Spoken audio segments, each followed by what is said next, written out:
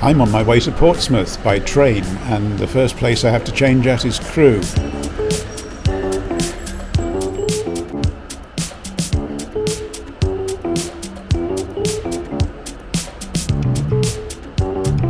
Crewe is one of the busiest stations in this area, and a number of different lines intersect here, so people change here and very often have to wait a while, and so there are plenty of refreshment areas available for you to have a coffee and a snack. So the first part of the journey from the northwest of England down to London takes us to Euston, and for those who've not seen Euston Station in the last few years, it's been quite heavily redeveloped.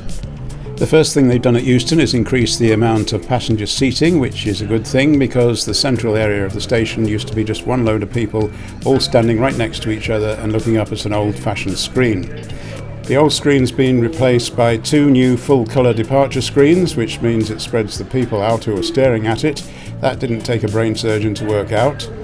The upstairs food court's still there and approached by escalator, and the reason it looks more spacious in here now is that the approach to the underground, which used to be an escalator going down in the middle of the station, has been moved outside. And I'm going to head down into the underground to take me across to Waterloo and my train to Portsmouth. Turning to the map of Portsmouth, Portsmouth Harbour Station is on the bottom left of this map.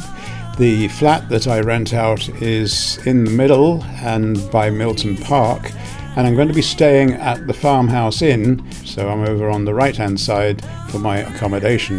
The Farmhouse Inn Lodge is in an area called Great Saltons, and just down the road on the coastal strip there's a harvester which looks across the water towards Hayling Island. It's a pretty large expanse of water, so Hayling Island isn't that close at this point. Unfortunately, you can't walk along this waterfront and haven't been able to for some time because they're actually doing a lot of work here. And the last time I was here was in February. It looked exactly the same, so progress? Don't know.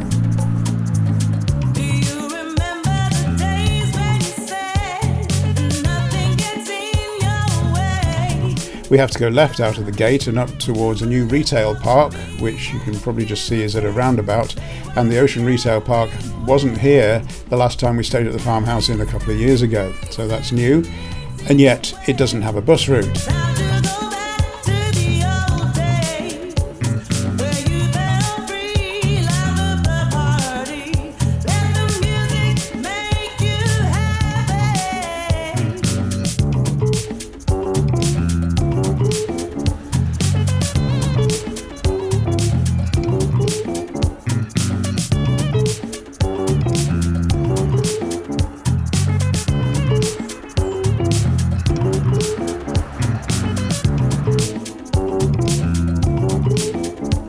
As I walked past the retail park, it became more of an industrial estate, so I turned my attention to the other side of the road, and through the trees I could see acres and acres of allotments, obviously owned by the local people.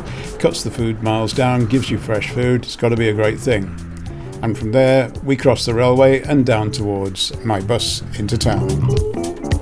I tended to go to Gunwharf Quays quite a lot because I was expecting it to be more interesting, but in the rain perhaps not, and I spent a lot of time drying out in coffee shops. Now this is a property related visit, and so as part of that I had to go to Southsea, where most of the estate agents are, tramped around in the rain, dripped all over their shops and had a chat with some of them, and finally had a late lunch at this Wetherspoons in Southsea. Well, I'm known to be a fair weather filmer, but sometimes you just can't get that weather. And I've been coming down here to Gunwharf Quays in Portsmouth for 3 days on the run now, and just wind and rain. So I've got to start somewhere. Let's have a look around and see how horrible it's been the last few days.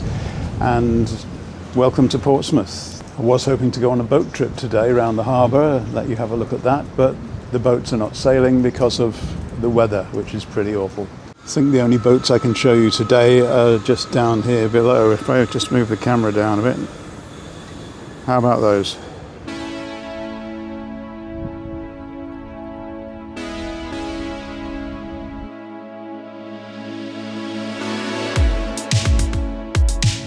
Of course, the weather doesn't stop the big boats like the ferry to the Isle of Wight, and that pulls in alongside the apartments down here and is actually taller than the top floor apartment.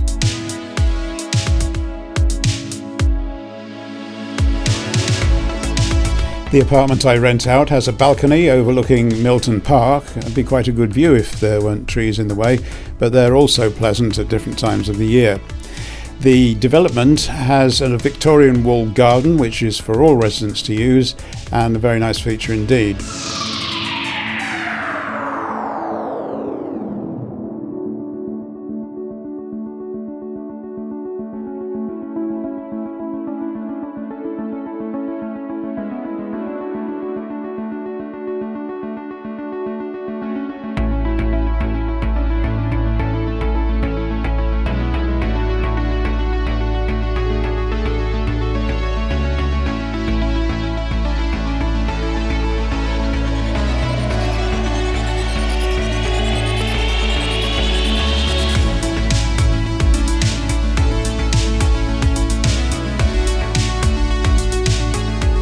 To decide what the future was for my apartment in Portsmouth, I needed to talk not only to estate agents, but to other property investors. So I went along to a local meeting at a local hotel, and there were two guest speakers that night. One of them, seen here, sells specialised insurance for landlords, and the other one, he's all about mindset and doing the unconventional. Very interesting meeting, and I did get some good contacts while I was there. My final job was to talk with the tenants about what we're going to do with the property, and I'm afraid I can't let you in on that one yet. Just as I've packed my bags and I'm heading home, the sun comes out, the sky clears, and I've come down to Gunwharf Quays because I'm going on a train from Portsmouth Harbour. Unfortunately, I haven't got time to go on a boat trip. Maybe next time. I'm taking a most unusual train route back. Train from here in Portsmouth to South Wales, and then another one going up to Chester from there.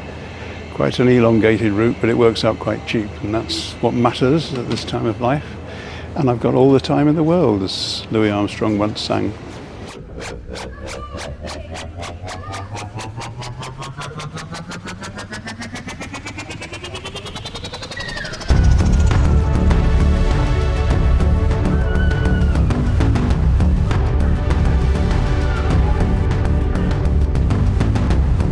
So the sun finally comes out on Gunwharf Quays as I say goodbye to it, and I'm going to use pictures of the HMS Warrior to show you the different kinds of weather that I've been through in the last few days. It was rainy and miserable and cloudy and stormy. Then the sun came out and it was bright, and the boat looks more attractive in the sunlight. And a lot of the time I was down there in the dark because of how short the days are this time of year. Whatever the weather, I still find Portsmouth a great place to visit.